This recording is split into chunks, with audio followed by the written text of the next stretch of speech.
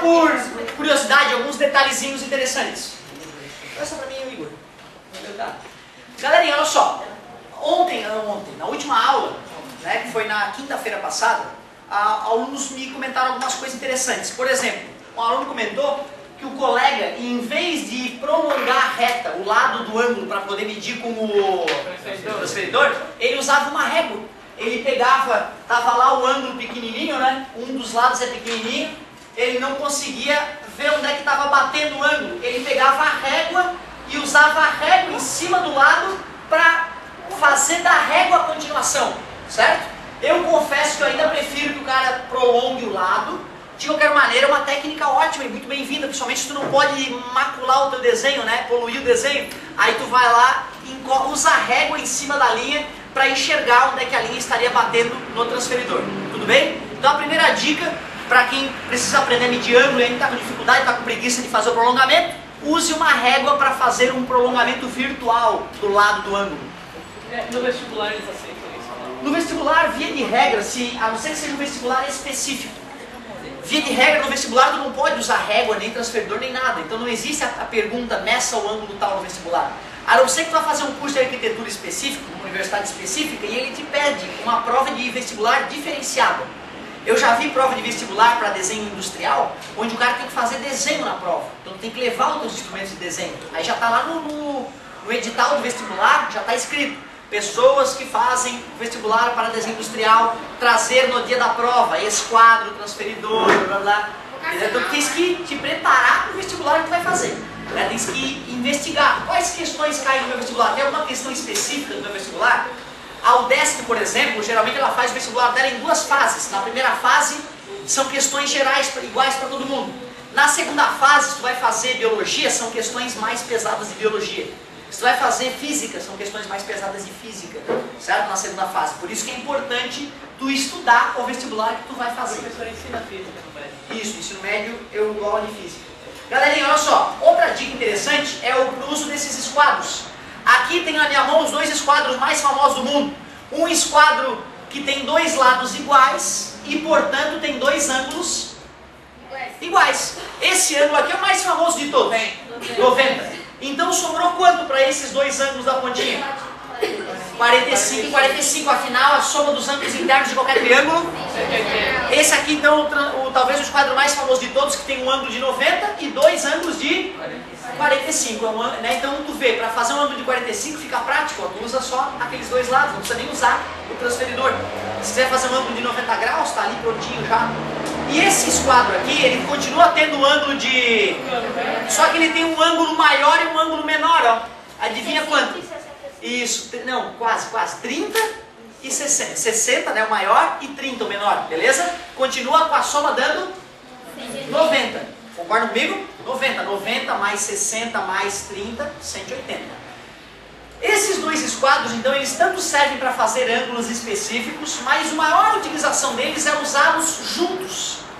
Então, via de regra, se o cara vai fazer uma aula de desenho, o professor já pede, eu quero um esquadro de 45 graus e um esquadro de 30 e 60 graus. Porque se tu juntar os dois, amigo, da posição certa, tu pode, inclusive, pode usar para fazer retas paralelas, ó, deslizando um por cima do outro, tá vendo? Então, se tu quiser fazer retas paralelas, bem paralelas, tu faz a retinha, desliza um sobre o outro, tá vendo? Ó? E quando tu desenhar outra reta, elas são paralelas, olha que beleza. Tá vendo? Fica então um instrumento de desenho muito importante para o arquiteto e para o engenheiro, certo? Claro que o arquiteto ele tem uma mesa toda especial, com uma régua, que tem um braço mecânico, tu leva a régua para cima e para baixo, já tem medidor de ângulo nela, é outro nível. Mas uma tá lá na obra, não tem a prancheta. Pega dois esquadros, bota lá em cima da prancheta, desliza um pelo outro, faz retas paralelas. Quer fazer uma reta perpendicular à primeira, só troca aqui de posição, ó. Pronto, aí a reta que vai sair, ó, é perpendicular às outras, tá vendo? Ó? Dá uma olhada. Se eu fizer isso aqui, ó, botar um pouquinho mais para baixo, ó. Não era o que eu queria, né? Eu primeiro fiz essa reta aqui. Se eu quero fazer uma perpendicular, eu tenho que usar o outro lado agora. Não é esse esquadro que eu tenho que fazer, né? Tenho que fazer com outro esquadro, só um tanso. Ó, deixa eu ver se vai sair o que eu queria te mostrar. fiz uma retinha, e se eu quiser fazer outra reta, não, essa vai sair com 45 graus também. Na verdade é para retas paralelas mesmo. Se eu quiser fazer paralelas vai ficar legal, se eu quiser fazer perpendicular vai ficar ruim, não vai ficar legal. Me perdoe. Me perdoe, deve até ter uma maneira, só que eu perdi. Ah não, eu posso na verdade deslizar aqui para fazer uma reta e usar a outra parte para fazer a perpendicular, né? Afinal, esses ângulos, esse ângulo aqui é 90 graus, né galera? Concordam comigo? Então se eu faço primeiro a reta aqui, nesse cantinho, e se eu precisar fazer uma reta perpendicular, eu posso simplesmente mudar o lado onde eu estou apoiando, ó, pronto. Era isso. Certo? Agora essas retas estão fazendo que ângulo que elas têm? Uma com a outra? 90 graus, né? Porque eu estou usando os lados do esquadro para modificar a posição, olha lá. Certo? Então essa reta e essa reta tem 90 graus. Então também dá para traçar retas perpendiculares, retas paralelas, retas perpendiculares, ângulos de 30, 60 e 45 graus. Né? Então quando usados concomitantemente, ao mesmo tempo, fica um ótimo instrumento de cálculo, de desenho. Beleza, galerinha? Mas o que eu queria te falar não era isso ainda, me perdoa, está um pouco sujo. Muito obrigado, amigo. Desculpa o incômodo, está um pouco sujo. O que eu quero te mostrar, na verdade, é o seguinte, ó. Retas paralelas cortadas por uma outra reta transversal. Quantos ângulos tu enxerga? 12. Né? Se quando duas retas se cruzam formam 4 ângulos, como nós vimos recentemente, multiplica por 3, né? 4 vezes 3. Acontece que, já que essas retas amarelas são paralelas, isso, vou chamar de R, S, T, R é paralela a S, que é paralela a T. Então tu concorda que esse ângulo que a reta azul forma com a R tem que ser igual a esse? Sim. E tem que ser igual a esse? Sim. Todos esses são iguais entre si, ó. Tudo bem? Todos são iguais. Isso, esse aqui, ó, tem que ser igual a esse, já que essas retas são paralelas, não é isso? Que tem que ser igual a esse. Todos esses em rosinha, ó, são iguais. E agora acabou, né? Porque esse aqui, ele é OPV com o outro, não é isso? Então ele tem que ser igual. Esse aqui é OPV também, tem que ser igual. E aquele ali que é OPV, igual, igual porque é OPV, igual porque é OPV. Resumindo, quando retas paralelas são cortadas cortada por uma outra reta, só existem 2 tipos de ângulos ali, né? Os menores são todos iguais entre si e os maiores são todos iguais entre si. A colega tem razão. Basta eu falar o valor de um deles, 20 graus. Tu sabe todos os outros. 20 graus, 20 graus, 20 graus, 20 graus, 20 graus. 180 menos 20? 160. Então quer dizer que todos os ângulos grandes medem 160 graus.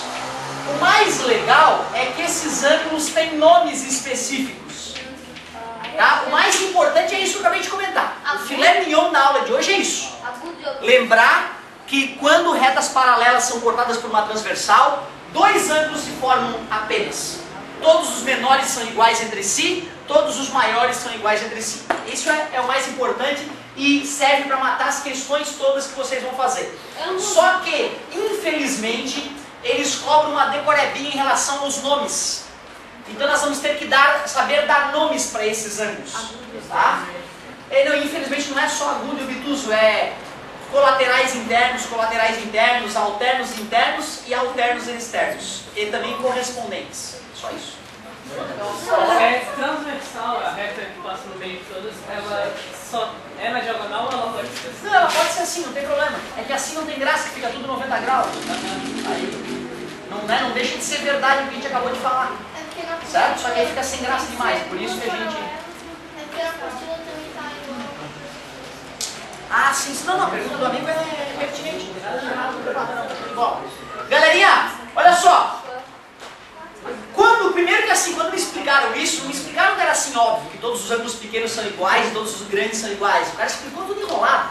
Então quando ele explicou os nomes, meu Deus, eu achei que era terrível. E não é. Vou te provar então. Retas paralelas. Se está aqui, está dentro ou fora das retas? Sim. E se está aqui ou aqui? Fora. Certo. Então, entre as retas é dentro e fora, aqui para cima é fora, ou lá para baixo é fora. Tudo bem com vocês? Beleza? Vou fazer a transversal. Se eles estiverem do mesmo lado da transversal, chama colateral. Se tiverem em lados alternados à transversal, alternos. Colateral significa isso, tá? Mesmo lado. Alternos significa em lados alternados. Faz sentido? Se está dentro, interno. Se está fora, externo. É isso. Está dentro, interno. Está fora, externo.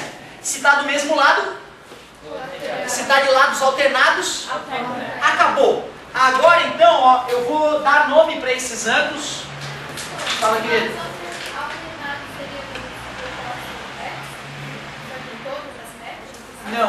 Não, aí que tá.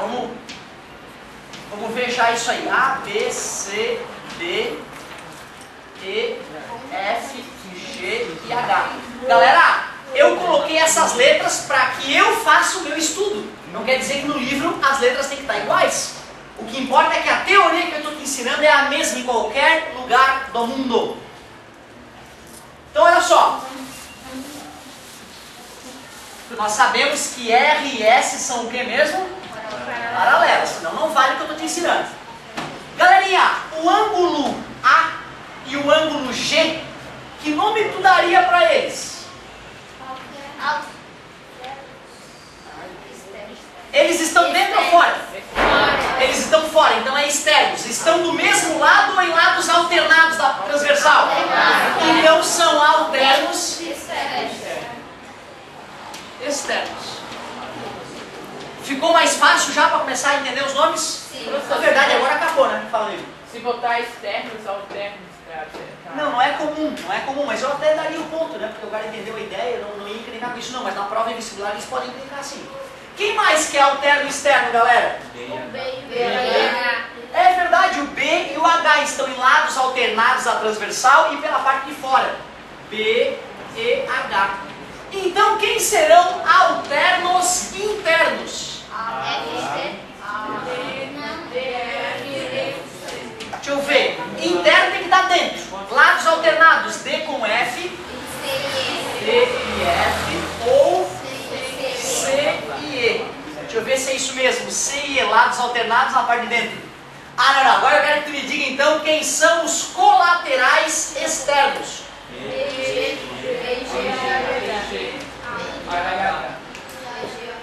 Colaterais externos, deixa eu ver. A e H, B e G. Que bonito, galera. A e H ou B e G. Então, para finalizar, me diga quem são os colaterais internos. Deixa eu ver. Internos, colaterais C e F, concordo. C e F ou D e E. D e E. É isso aí. Pô, tu vê, né, cara? Na hora que eu falei que tinha colateral interno, colateral externo, alterno interno e alterno externo, parecia que era o fim do mundo. Agora que eu expliquei a motivação de cada nome, fica tudo mais claro, né? Certo? Olha, de tarefinha, tá pra bater o sinal, não, tá? De tarefinha, faz só a página 23 que eu serei um homem muito feliz. Página 23 da tarefa. Valeu, galera!